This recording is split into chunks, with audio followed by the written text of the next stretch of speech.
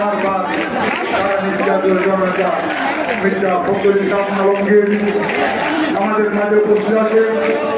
বিএনপির কেন্দ্রীয় জাতীয় নেতৃবৃন্দ উপস্থিত থাকবেন। আন্দোলন সংগ্রাম গণতন্ত্র রক্ষার আন্দোলন সংগ্রামে তিনি বাংলাদেশের মানুষকে নেতৃত্ব দিয়েছেন।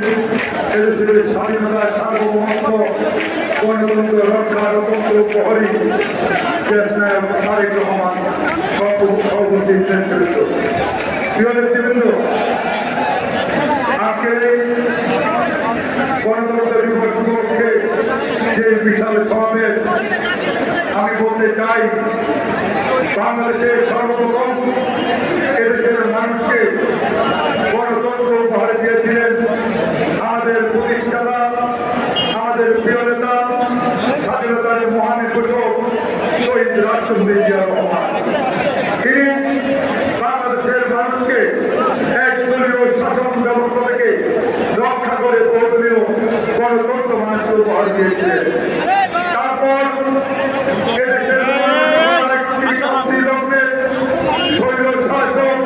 এরশাদের দুঃশাসনে যখন বাংলাদেশের মানুষ নির্যাতিত নিপীড়িত, তখন বাংলাদেশের গণতন্ত্র, বাংলাদেশের স্বাধীনতা সার্বভৌমত্ব হুমকির সম্মুখীন, ঠিক সেই মুহূর্তে এদেশের মহান নেত্রী, আমাদের প্রিয় নেত্রী, দীর্ঘ আন্দোলন সংগ্রামে যিনি নেতৃত্ব দিয়েছিলেন, সেই প্রিয় নেত্রী গণতন্ত্রকে পুনরুদ্ধার করে বাংলাদেশের মানুষকে সেই গণতন্ত্র উপহার দিয়েছিলেন।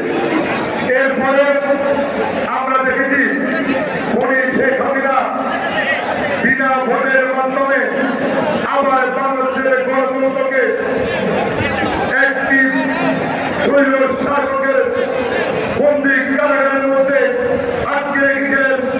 যখন তিনি বাংলাদেশের স্বাধীনতার সার্বভৌমত্বকে একটি পাশের রাষ্ট্রে একটি অন্য রাষ্ট্রের কাছে হয়ে দিয়েছেন, স্বাধীনতার সার্বভৌমত্বকে বিক্রি করে দিয়েছিলেন, ঠিক সেই মুহূর্তে আমাদের প্রিয় নেতা দেশ নায়ক তারেক রহমান দীর্ঘ 16 বছর আন্দোলন সংগ্রামের মধ্য দিয়ে এই জাতিকে আবার এই পরিসরের শাসক, এই পরিহাসিনার হাত থেকে রক্ষা করে একটি গণতন্ত্র আবার অর্জিত মানুষকে উপহার দিয়েছে। আজকে আমি প্রশ্ন করতে চাই তাদের নিকট যারা বলেন মাত্র 1 মাসের আন্দোলনে এই খুনি শেখ হাসিনার পতন হয়েছে।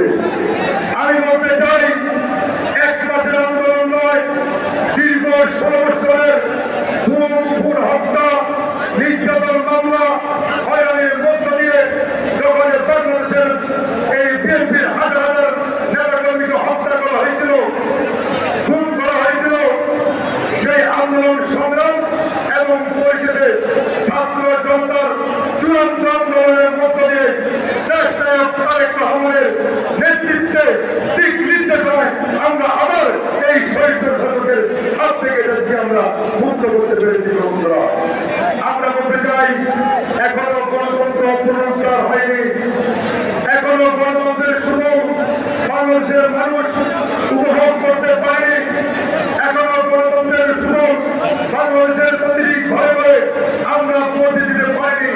এখনো ওই খুনি শেখ হাসিনার নেতারা দালালরা বাংলাদেশের অলিতে গলিতে অবস্থান করছে। আমরা বলতে চাই যেখানে এই সমস্ত দালালদেরকে দেখা যাবে সেখানে তাদেরকে কন্ট্রোল করতে হবে। বন্ধুরা, শুধু তারা নয়, যারা প্রশাসনের বিভিন্ন জায়গায় শেখ হাসিনার দালালি করেছেন, বিএনপির নেতাকর্মীদেরকে হত্যা করেছেন, খুন করেছেন, নির্যাতন করেছেন, এখনো তারা বাংলাদেশের বিভিন্ন জায়গায় তারা অবস্থিত। তাদেরকে আমরা বলতে চাই তাদেরকে আইনের আওতায় এনে তাদেরকে শাস্তির আওতায় আনতে হবে। তাহলে যারা শহীদ হয়েছেন, যারা খুন হয়েছেন, তাদের পরিবার পরিজনরা তারা শান্তি পাবে এবং শহীদের আত্মশান্তি পাবে। তাই বলতে চাই আমরা ঐক্যবদ্ধ থাকতে হবে, সকলকে ঐক্যবদ্ধ থাকতে হবে। যতদিন মানুষের ভোটের অধিকার পুনঃপ্রতিষ্ঠিত না হয়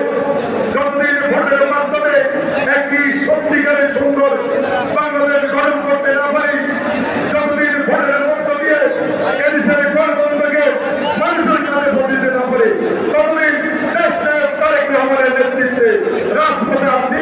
ইনশাআল্লাহ আমরা রাজপথে থাকবো। সেই পথে আজকের মতো বিদায় নিচ্ছি।